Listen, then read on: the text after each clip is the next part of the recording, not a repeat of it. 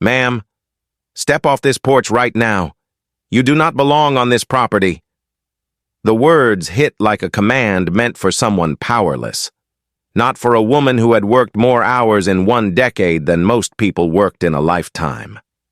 Officer Jordan Blackwell did not lower his voice. He did not question his certainty. He simply announced judgment, as if his badge granted him the right to declare ownership over a home he had never stepped inside. And for 1 suspended second, the entire world seemed to wait, unsure whether Dr. Aisha Reynolds would answer the insult or simply absorb yet another blow in a neighborhood that had never fully accepted her presence. Before going into this story, where are you watching from today? Please take a moment to subscribe to the channel and give me a like, so this story can reach more people who care about justice, dignity, and truth. Aisha Reynolds had owned the house at 127 Peachtree Battle Avenue for 15 years. Yet moments like this reminded her that ownership could still be questioned by a single voice with a badge. She bought the home in 2008, paying in full after an 18-hour brain surgery that left her scrubs still flecked with blood as she signed the closing papers. She remembered the real estate agent asking 3 separate times if she was certain she could afford it, as if the weight of the neighborhood might crush her if she misjudged her place. She simply slid the cashier's check across the table and said she was more certain than anyone on the street. That moment lived in her memory as a quiet declaration of triumph. Years of medical school, residency, and relentless dedication had brought her here. She had been the first in her family to attend college, the first to step into Harvard's halls, the first to stand in a Johns Hopkins operating room. Every step carried sacrifice. Every advancement carried cost. But the home represented proof that the cost had been worth it. On the Sunday afternoon of her son's birthday, she stood on the stone porch holding a gift bag while laughter echoed behind her. Jamal, turning 16, had invited classmates from Westminster School along with cousins, church friends, and a few neighbors who had long embraced Aisha as part of the community.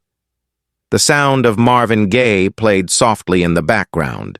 It was a simple celebration, a gentle gathering, a moment meant for joy. Yet the quiet unease that had always lived beneath Buckhead's polished surface resurfaced when Lydia Hayes, standing on her second-floor balcony next door, lifted her phone. Lydia looked at the backyard crowd, looked at the color of the guests, looked at the woman she had lived beside for more than a decade, and still dialed 911 to report a group of black people at a home that is not theirs. Her voice carried no hesitation. It carried only certainty, woven from years of unspoken assumptions. She never asked herself why she felt entitled to call the police on a birthday party. She simply believed she had the right. Officer Jordan Blackwell responded to the call in 6 minutes.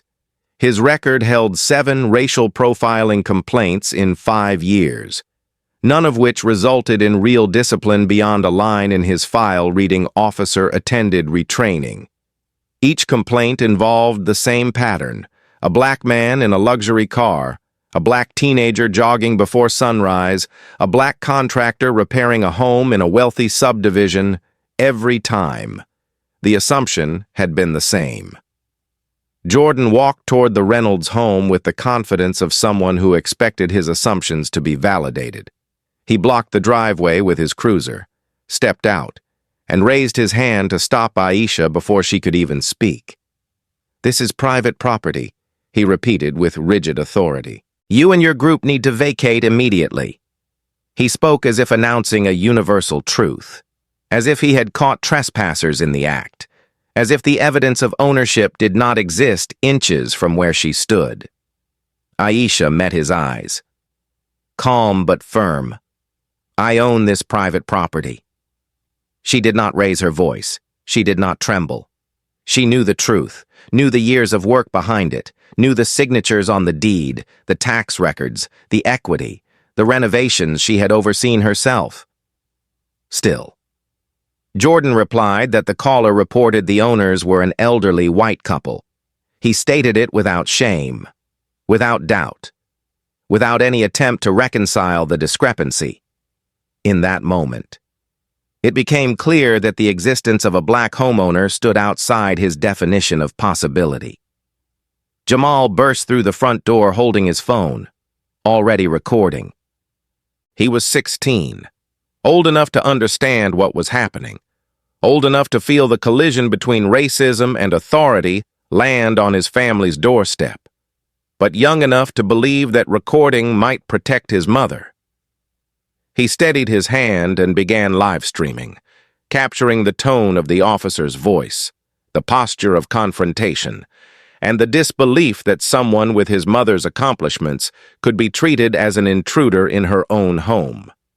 Retired Professor Elias Thompson, a white neighbor in his late 60s, and a man who marched with civil rights activists in the 1960s, drove past in his golf cart and stopped abruptly. He raised his voice toward Jordan. "What are you doing?" "That is Dr. Reynolds. She has lived here longer than you have worn your badge."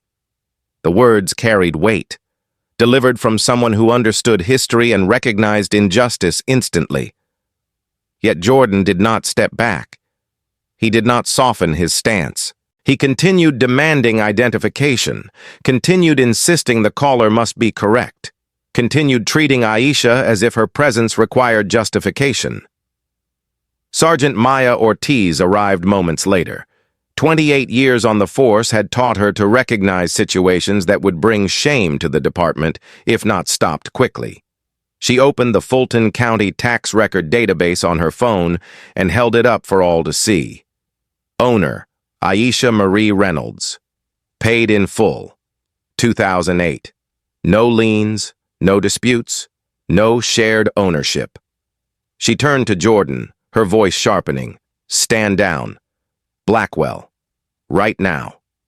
Her words carried the weight of command, the weight of truth, the weight of someone who understood the consequences of arrogance. Jordan hesitated, refusing to lower his posture.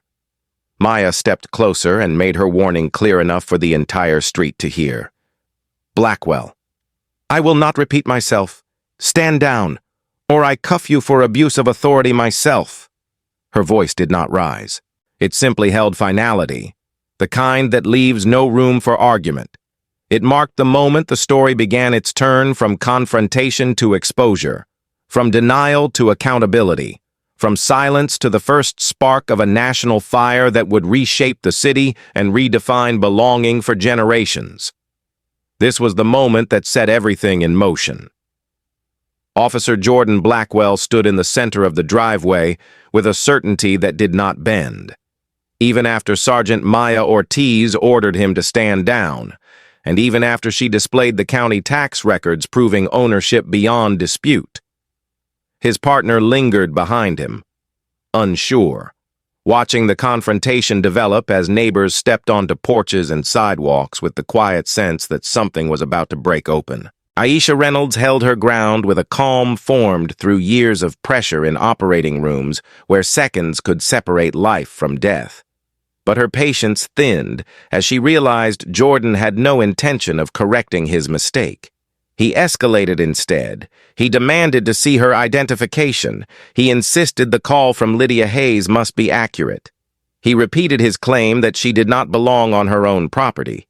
As if repeating the sentence could make it true, Aisha answered each demand with the same steady voice. "I own this home." She did not tremble. She did not plead. She did not justify what already belonged to her by law and by right. Yet Jordan continued as if her words carried no meaning. He asked if she had documentation on the premises. He asked if she knew the actual homeowners. He asked if she had permission to host a gathering. Every question carried the same message. He believed his assumptions over her truth, and he believed the caller over the evidence sitting in broad daylight. Jamal continued recording, his voice shaking as he narrated into the live stream. "This is my mom's house," he said. "He won't believe her." The comments flooded in. Viewers recognized the familiar pattern. They urged him to keep filming. They warned him not to step too close. Some wrote prayers. Others wrote anger. The stream grew by the minute. Though the officers had no idea the story had already begun spreading, Aisha did not move. She folded her arms and said again, "Officer, I am the owner of this property. I will not leave my home." Jordan's jaw tightened, and he reached for his radio to request verification of a possible trespass situation involving an uncooperative subject. Maya's response was immediate. She stepped in front of him, placed her hand on his forearm, and said in a low but unmistakably firm voice, "Blackwell, do not escalate. You have no grounds for this call." He brushed her off. She stepped closer. "You are out of line," she said, loud enough for everyone to hear. Her voice carried both command and warning. The tension on the street thickened. Retired Professor Elias Thompson stepped off his golf cart and moved toward Jordan. "You know exactly who she is," he shouted. "You have been on this street before. You waved to her last month." Jordan ignored him. He asked Aisha again to produce identification. She refused, not out of defiance, but out of dignity. "You have already confirmed ownership," she said, nodding toward Maya's phone. "You are refusing to accept it." Jordan's partner looked increasingly uncomfortable. He shifted his weight and cleared his throat. "Maybe we should step back," he muttered.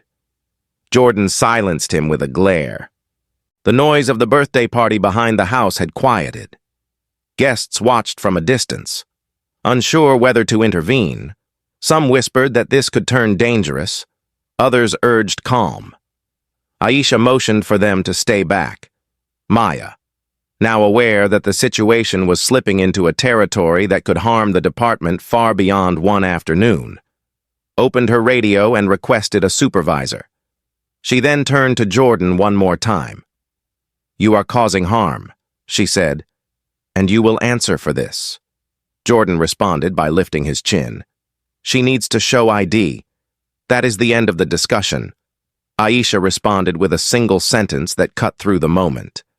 "The end of the discussion is that I own this home, and you refuse to accept that a black woman in Buckhead could possibly do so."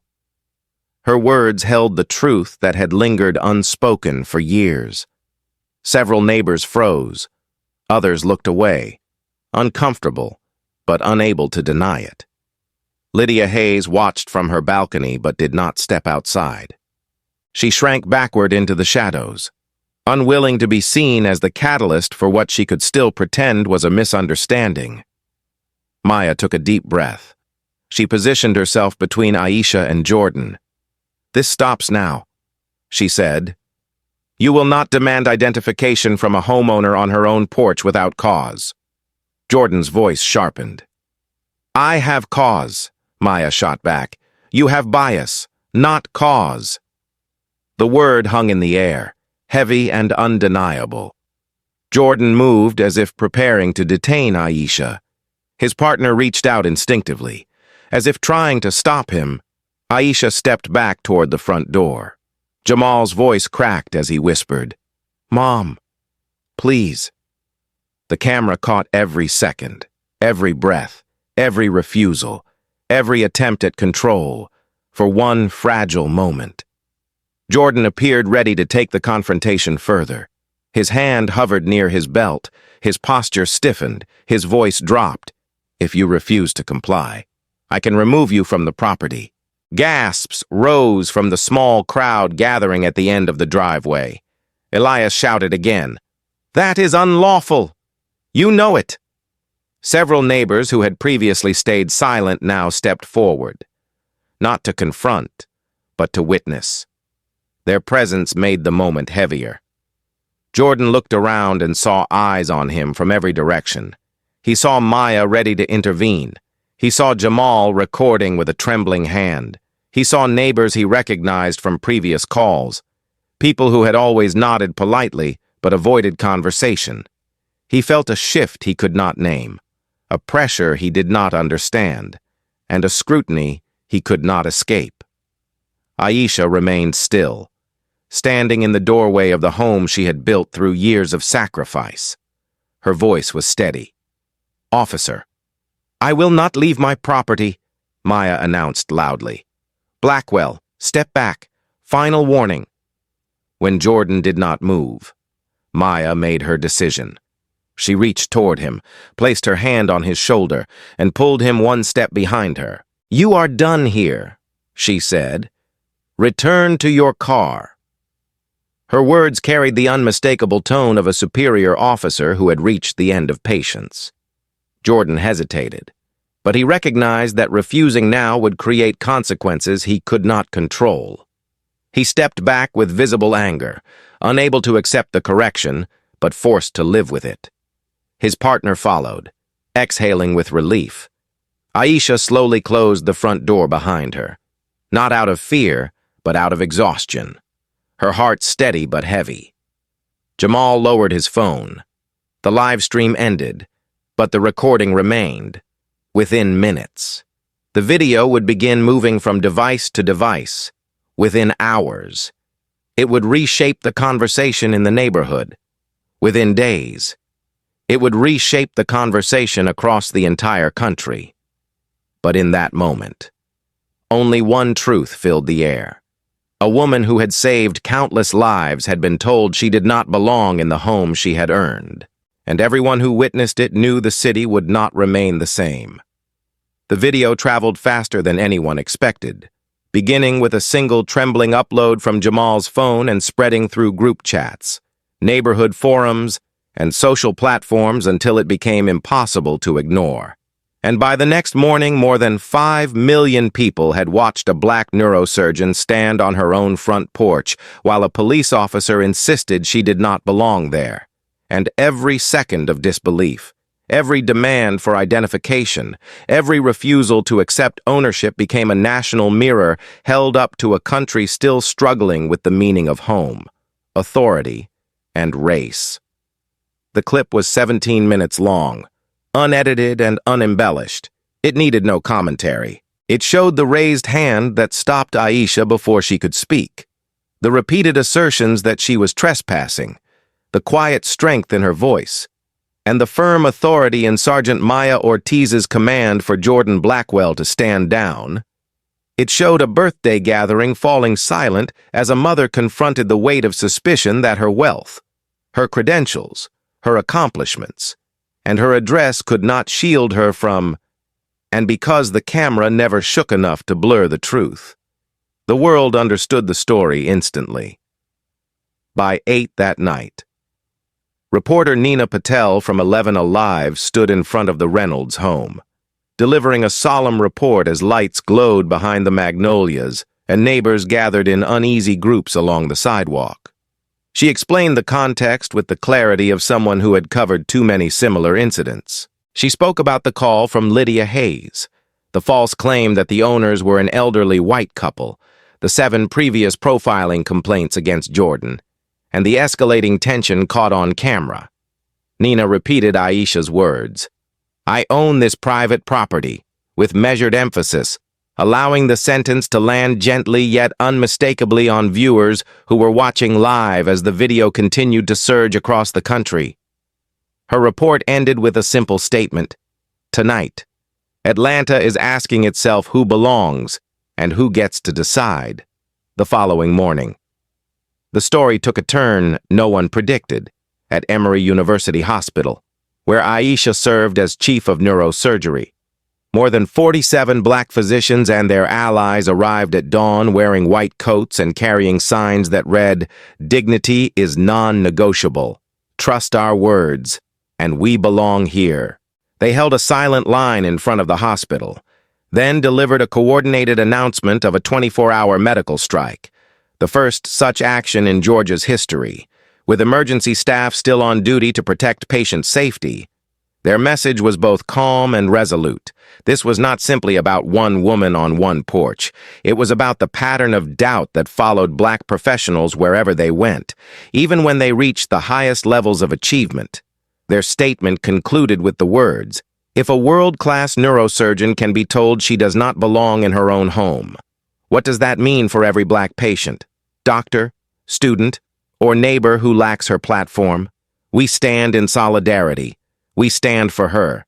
As doctors stood firm outside Emory, Buckhead awakened to a different kind of reckoning. Lydia Hayes walked into her kitchen, opened her garage door, and found the words, "Racist lives here," painted in bright red across the panels. Her breath caught, not from fear, but from the sudden understanding that the call she had made casually, without second thought, had carried consequences far beyond what she imagined.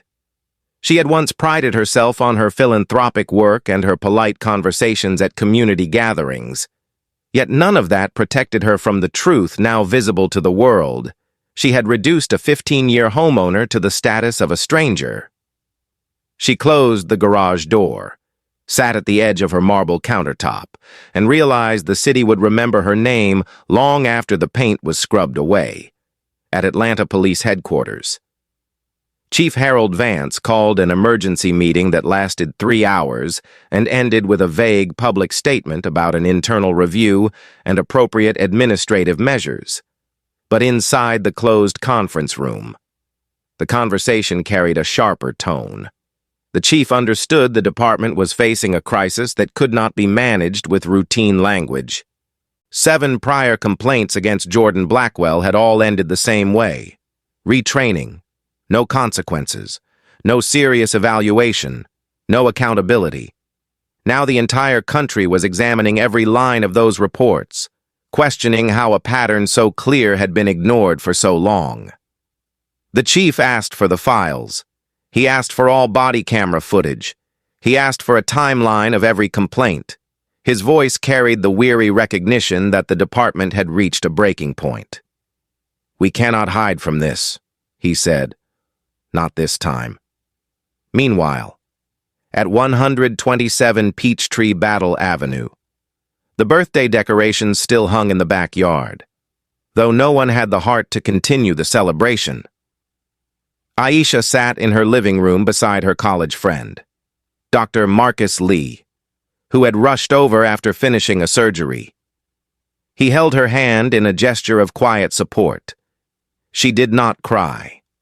She did not raise her voice. She simply stared at the screen where her face replayed again and again as commentators debated the meaning of belonging and the fragility of black dignity in America. Jamal sat on the other sofa, shaken but proud that he had recorded the truth. He had not expected millions of people to see it, but he knew the moment deserved to be witnessed. "I did not want them to say it never happened," he whispered. Aisha nodded, her voice calm. "You did the right thing." As the day progressed, the narrative spread beyond Atlanta. Physicians in New York, Chicago, Los Angeles, and Houston shared statements in solidarity.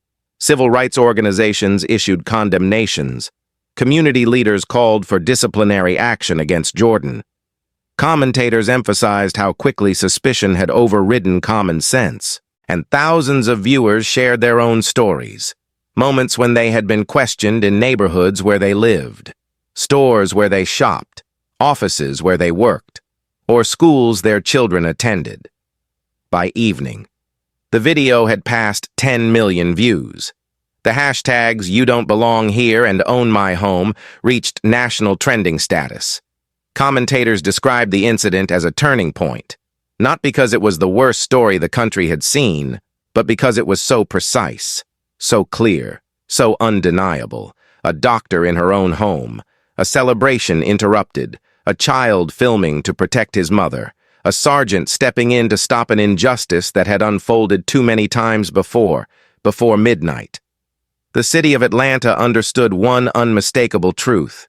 This was no longer about a single moment on a single porch. It had become a catalyst, a spark, a mirror, and a warning. A reminder that progress without accountability remains fragile. A reminder that dignity must be defended, not assumed. And a reminder that a video recorded by a 16-year-old boy could reshape a city's conscience in less than 24 hours. Inside the Atlanta Police Department.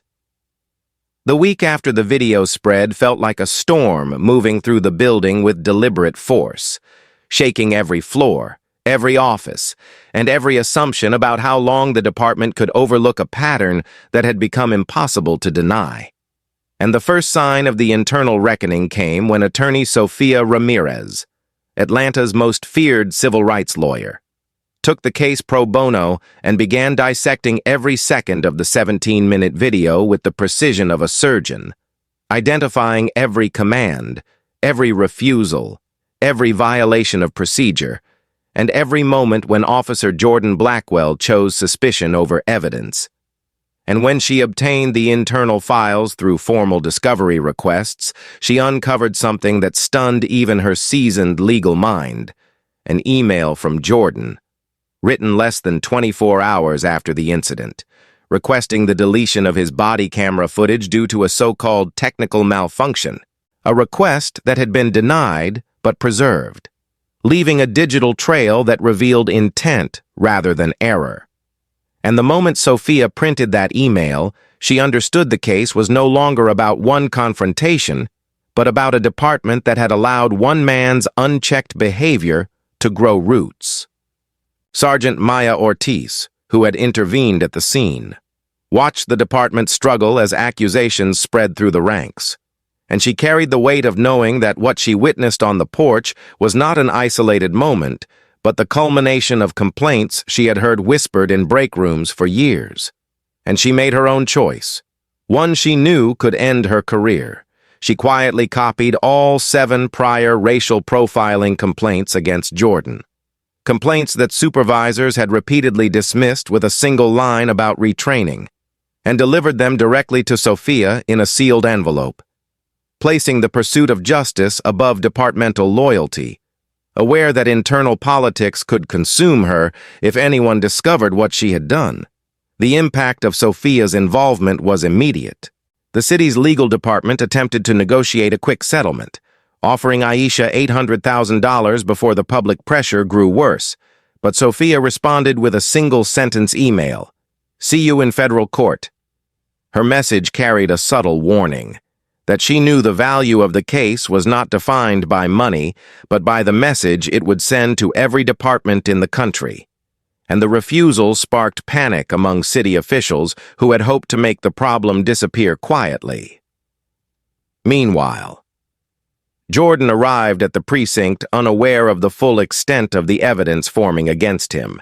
He had convinced himself that the incident could be spun as a misunderstanding, perhaps addressed with another round of retraining.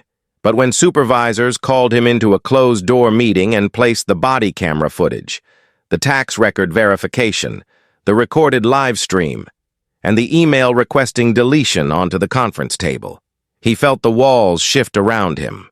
They informed him he was suspended without pay. His badge and service weapon were collected. He walked out of the building with the numb realization that control had slipped away, though he still did not comprehend how far the fallout would reach at home. His marriage fractured under the weight of the national spotlight. His wife filed for divorce and attached the video as evidence in the custody petition, arguing that his conduct showed poor judgment and instability. And the moment Jordan read her filing, he understood that this incident had pierced not only his career, but the foundation of his personal life. But his unraveling did not slow the investigation. Sophia, now armed with 3 critical pieces of evidence: the live stream, the body camera footage, and the pattern of prior complaints, prepared the civil rights lawsuit with meticulous care, structuring it around a central argument that the city of Atlanta had maintained a deliberate indifference to racial profiling by repeatedly ignoring clear warning signs and allowing an officer with a documented pattern of discriminatory conduct to remain in a position where he could cause further harm. Inside the department, tension grew as officers whispered about the case in hallways and locker rooms, some blaming Jordan for bringing shame to the force, others blaming supervisors for years of inaction, and still others avoiding any opinion for fear that the wrong word could derail their careers. Maya watched this divide with quiet resignation. She had dedicated nearly 3 decades to the department, had trained younger officers, had intervened countless times to prevent small conflicts from turning dangerous, and she knew the institution was entering a moment of truth it had avoided for too long. When Internal Affairs questioned her about the incident, she answered with direct clarity, explaining her orders to stand down, her verification of ownership, and her attempt to prevent escalation. And although some colleagues admired her courage, others resented that she had openly corrected a fellow officer in public, an act some viewed as betrayal rather than leadership. Still, Maya did not waver. She understood the difference between loyalty to a uniform and loyalty to justice. She also understood that the department's silence had enabled this crisis long before the video went viral. And as Sophia continued building her case, Maya saw the cost of truth become visible not only in the department but in the city itself. Community leaders demanded accountability. Civil rights organizations filed supporting complaints. Members of the city council questioned departmental oversight procedures. The mayor received hundreds of messages urging decisive action. Each day brought more pressure, more scrutiny, more demands for change. As the lawsuit advanced, Sophia filed a subpoena for additional internal correspondence, and the department, unable to contain the damage, complied reluctantly.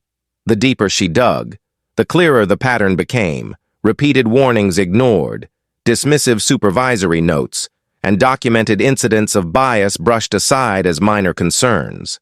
She organized the timeline and prepared to present a comprehensive narrative in court, one that would show not only misconduct by Jordan, but a structural failure that allowed misconduct to flourish for Aisha. The days following Sophia's involvement were a study in contrasts between the peace she sought inside her home and the storm gathering outside its walls. She returned to work at Emory with quiet composure, receiving embraces from colleagues who supported her, while facing the knowledge that her story had become a national symbol of how fragile belonging could be for Black homeowners, even those who had achieved the highest levels of success. And while she continued to carry herself with dignity, she knew the road to justice would not be simple. She knew the city would resist. She knew the department would defend itself. She knew the scrutiny would grow. But she also knew she was not alone.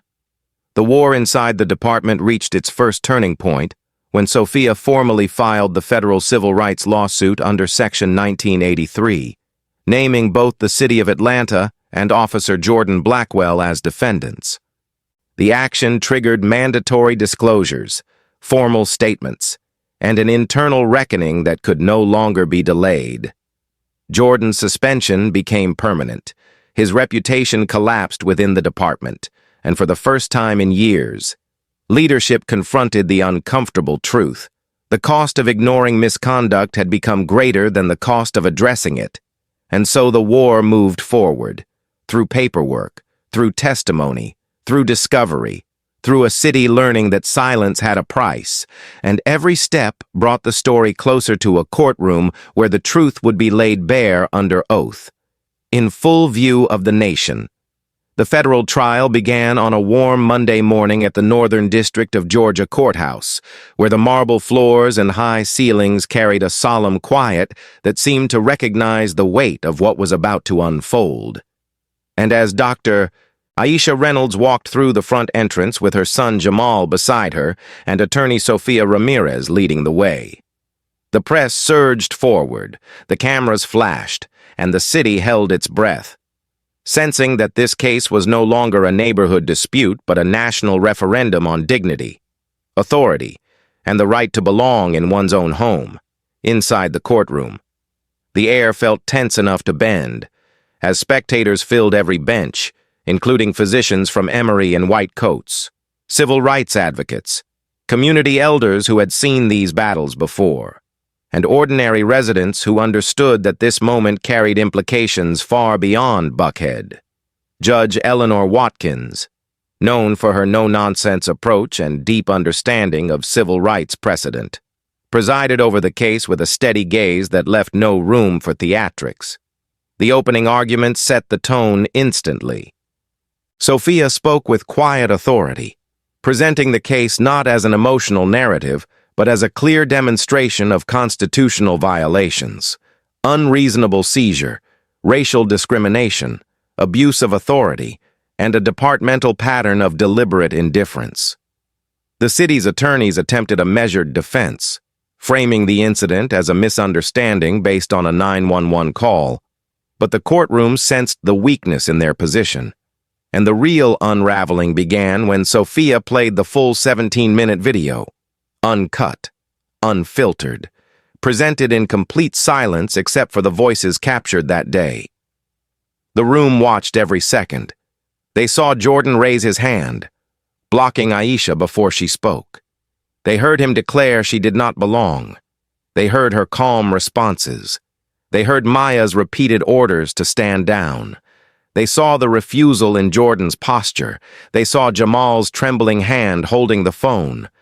And they heard the sentence that ignited the nation. The owners are an elderly white couple. The footage ended, and for a moment, the courtroom remained perfectly still, as if the truth itself had asked everyone to pause.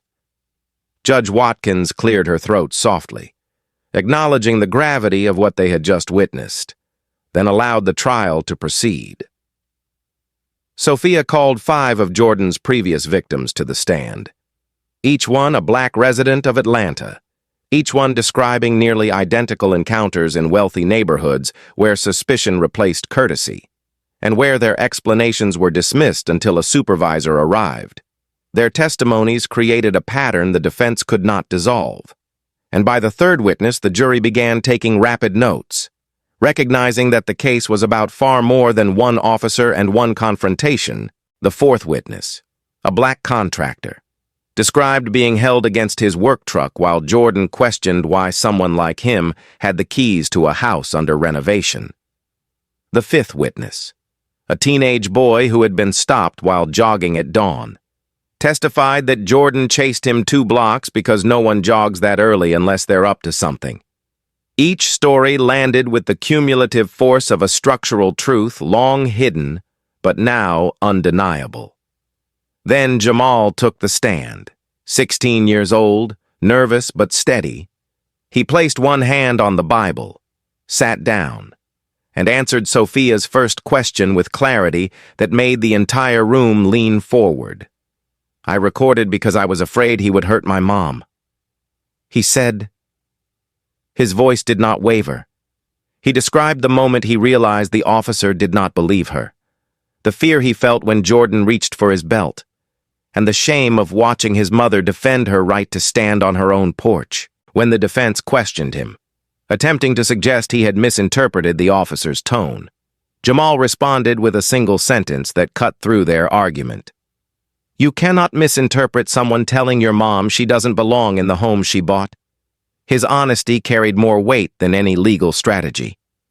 Outside the courthouse, 12,000 people filled the streets, turning the area into a sea of voices, signs, and determination. Church choirs sang hymns from the steps. Doctors held signs reading, "We stand with Dr. Reynolds." Students carried banners calling for systemic change. Elderly civil rights veterans marched slowly but purposefully, reminding the younger generations that the fight for dignity was never truly finished. The crowd grew for 3 straight days, drawing national media and transforming downtown Atlanta into the largest civil rights demonstration the city had seen in a decade. On the third day, something happened that no one expected. Lydia Hayes, the neighbor whose call started the incident, emerged from the edge of the crowd holding a hand-painted sign that read, "I was wrong. I'm sorry." Aisha. She walked slowly to the center of the protest, tears visible even from a distance. Reporters rushed forward, but she refused to speak to cameras. She stood silently, holding the sign in front of thousands of people, acknowledging her role without excuses. Some shouted at her, some embraced her, some simply looked at her, recognizing that acknowledgement, though late, still mattered inside the courtroom. The defense attempted to recover by arguing that Jordan acted on the information provided in the 911 call, But Sophia dismantled the argument by presenting the verification call logs that showed how quickly ownership could have been confirmed had Jordan chosen to check instead of confront. Then she revealed the email Jordan sent, requesting the deletion of his body camera footage. Gasps filled the courtroom. The defense froze. Judge Watkins's expression tightened. The jury leaned forward. The request showed intent, not confusion. It revealed consciousness of wrongdoing. And from that moment, the trial shifted from questioning Jordan's judgment to examining the department's systemic failures. Closing arguments left the courtroom silent. Sophia delivered her final message with measured calm. This case is not about home ownership. It is about the promise that the Constitution protects every American, not just those a police officer believes belong in a neighborhood. Dr. Reynolds is not asking for special treatment. She is asking for equal treatment. And she is asking this court to make sure no child has to film his mother to keep her safe in her own home. She stepped back. Her words settled over the room like a quiet verdict waiting to be spoken. The jury deliberated for 95 minutes. When they returned, the forewoman rose and read the decision. We find for the plaintiff, the city of Atlanta is ordered to pay damages in the amount of $3,200,000. Aisha closed her eyes with a slow, steady breath. Not in triumph, but in relief. Maya nodded gently from the back row. Jamal gripped his mother's hand. In the hallway, a wave of cheers rose from the crowd outside. And at that moment, Atlanta understood that justice had spoken, not only for one woman but for everyone who had ever been told they did not belong in a space they had earned. Outside the courthouse, the protest surged into celebration, though solemn, respectful, and grounded in the knowledge that this verdict was the beginning of change, not the end. The city had witnessed truth, confronted denial, and declared that belonging could not be decided by prejudice. And the nation watched, recognizing that in one courtroom, on one day. A door had opened, one that would not close again. The verdict reverberated through Atlanta like a deep, steady drumbeat that no one could ignore. And the first consequence arrived within hours of the jury's decision when the Atlanta Police Department formally terminated Officer Jordan Blackwell, stripping him of badge, rank, and authority in a single administrative action that marked the end of his career and the beginning of a reckoning the department could no longer delay. And when his name was entered into the National Decertification Index, an irreversible designation that barred him from ever serving as a police officer in the United States. The reality settled on him with a weight he had never felt before, because this punishment carried no appeal, no transfer, and no second chance. It was the final word on a career marked by unchecked misconduct and the belief that consequences would never reach him.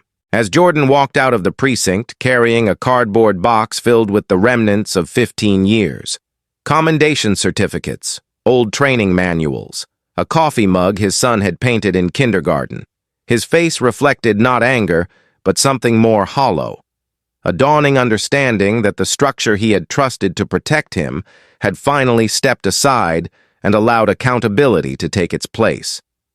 But the consequences continued beyond the badge. Sophia Ramirez, tireless in her pursuit of justice, filed a separate civil judgment against him personally for violating Aisha's constitutional rights.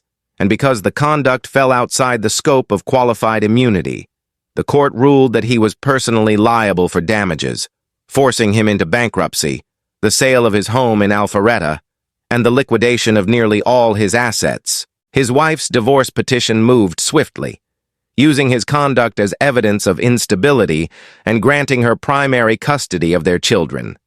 And when he packed the final box from his garage, closing the door on a life he once believed secure, he understood that the consequences of one moment, magnified by a lifetime of unaddressed behavior, had reached every corner of his existence. But while Jordan's world collapsed, Another transformation unfolded within the Atlanta Police Department.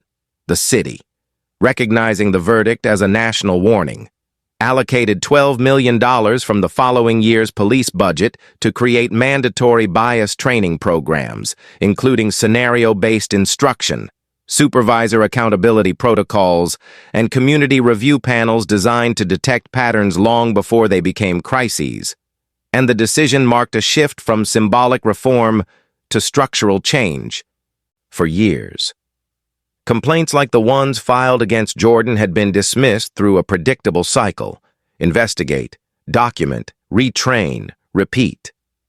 Now the city rewrote the policy entirely.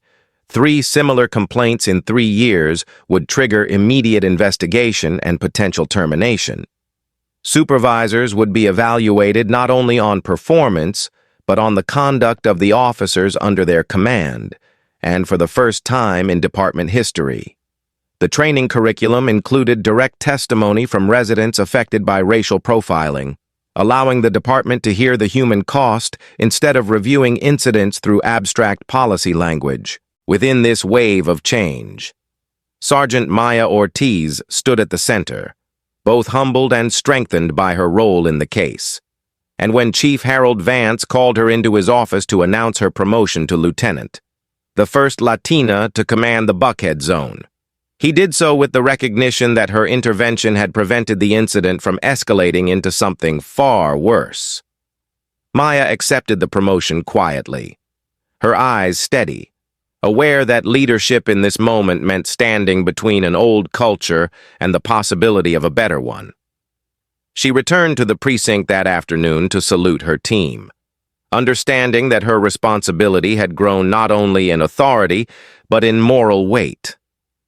Officers who once resented her decision to confront Jordan now looked at her with a different respect, recognizing that her refusal to tolerate misconduct had drawn a line the department desperately needed. Meanwhile, Aisha Reynolds faced her own transformation, though hers carried the gentler weight of renewal rather than collapse. When the city transferred the $3.2 million judgment to her legal team, she received the news with the same calm dignity she had shown throughout the ordeal. And she made her decision within hours. She would keep enough to secure her family's future, but she would direct $1 million to create the Jamal Reynolds Scholarship Fund, a program designed to support Black pre-medical students who dreamed of entering fields where representation remained scarce. The fund launched quietly at first, but word spread throughout Atlanta's academic community, and soon applications arrived from students across Georgia who saw in Aisha's resilience a model of purpose.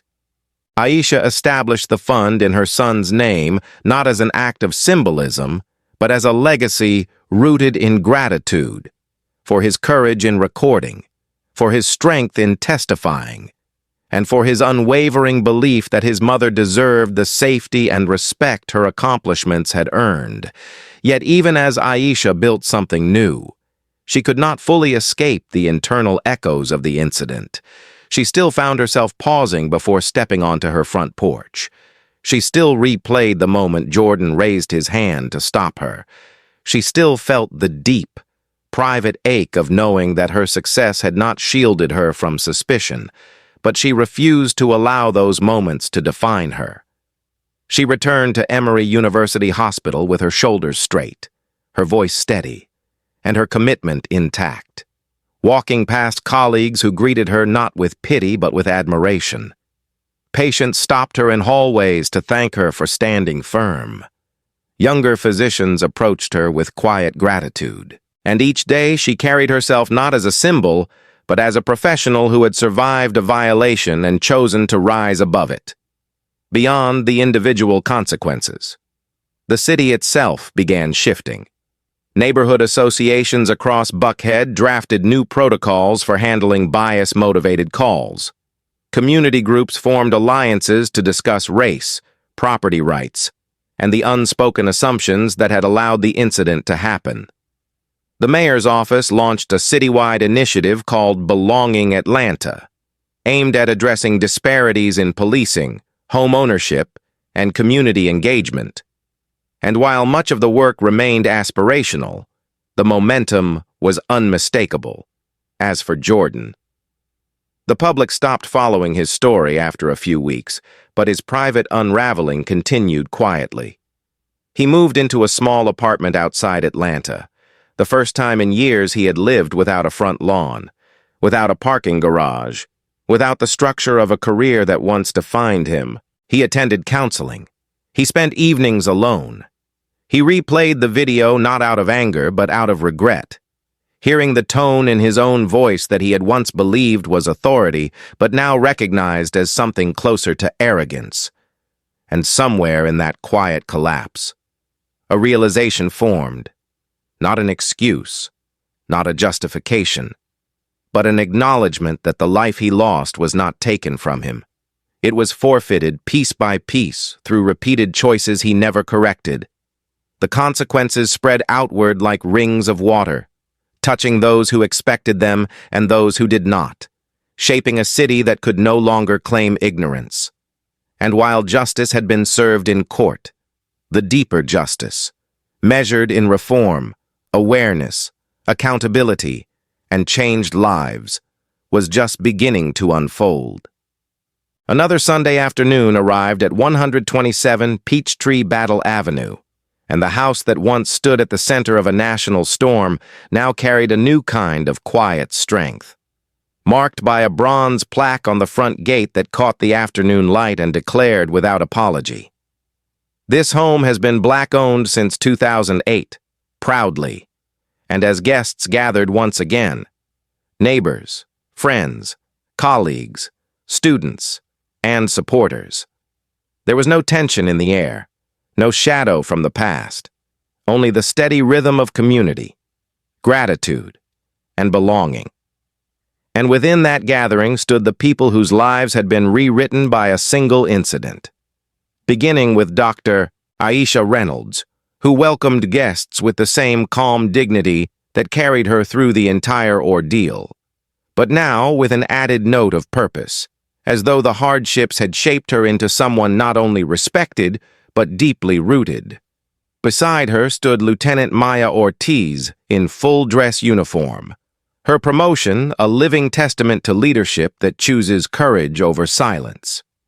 And near the refreshments table, retired Professor Elias Thompson laughed warmly with a bottle of vintage wine tucked under his arm, proud to witness a moment he believed represented the culmination of struggles he had marched for decades ago.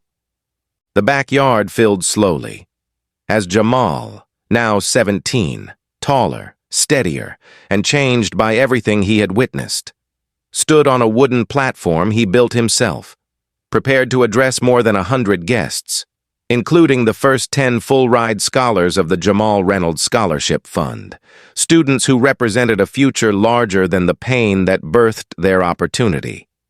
And when he spoke, his voice carried both the weight of what happened and the hope of what would follow.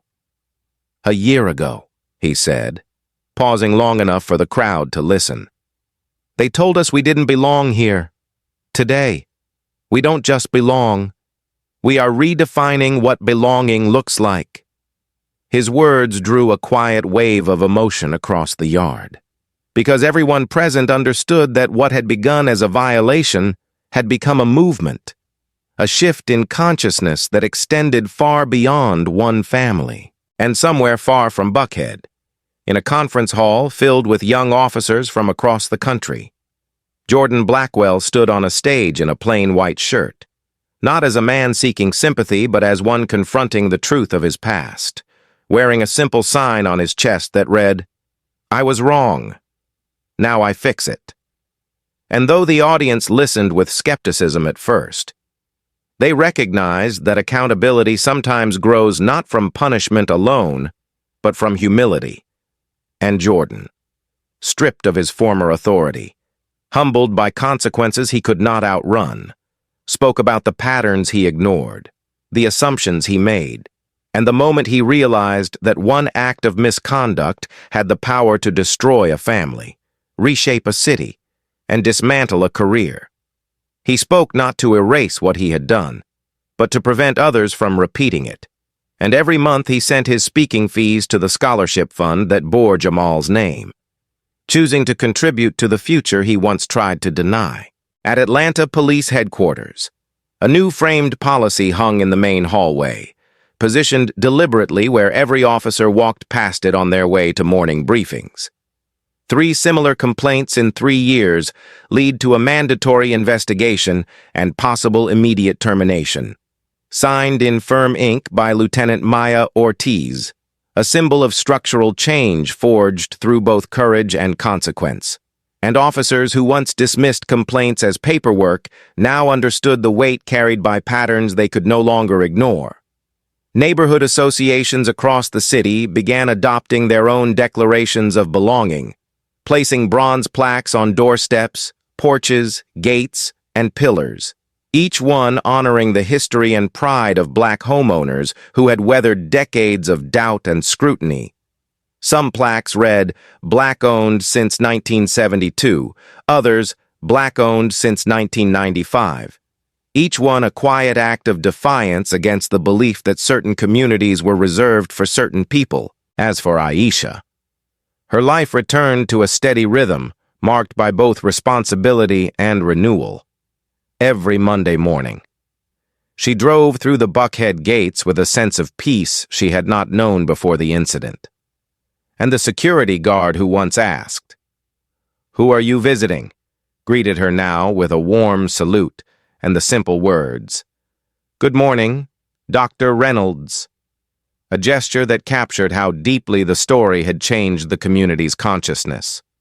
She continued her work at Emory with renewed purpose, her lectures filled with humility, her operating room leadership defined by clarity, and her presence in the medical community strengthened by a quiet understanding that dignity could be challenged but never erased. Patients recognized her. Young doctors admired her. Students studied her with reverence, aware that she had endured something no professional should face and had chosen resilience rather than bitterness. The legacy of the case stretched beyond the courtroom, beyond the city, beyond the year, across the country. Homeowners began placing their own plaques, creating a movement rooted in pride, history, and the determination to claim spaces that once seemed unreachable. The scholarship fund grew, expanding its reach to students across the South, giving young Black scholars the chance to pursue careers in medicine without fearing the financial barriers that had once crushed so many dreams, and in speeches across universities and medical conferences. Aisha repeated a line that became the guiding phrase of the entire movement. She spoke it slowly, with quiet strength, allowing each word to settle. We do not need permission to belong. We belong because we paid for it, with sweat, with brilliance, with years no one saw. They can call the police. They can call the whole world. But they can no longer call us outsiders. The applause that followed those words never felt routine, because each audience understood that the message reached far beyond the specifics of her story. It spoke to every person who had ever been questioned, dismissed, underestimated, or told, through words or silence, that they did not belong in a space they had earned. And as the applause rose in Buckhead on that final Sunday afternoon, an autumn breeze moved gently through the yard, rustling the edges of the bronze plaque at the gate. The word proudly gleamed in the sunlight, shining like a quiet declaration that no longer needed explanation. The story did not end with one woman's victory. It did not end with the verdict, the policy reform, or the scholarship fund. It ended and continued in the voices of everyone who had ever been told they did not belong and chose to answer with courage, dignity, and the unshaken truth. I belong here, and no one gets to tell me to leave. Thank you for watching. If this story moved you, please subscribe and leave a like so more people can hear it.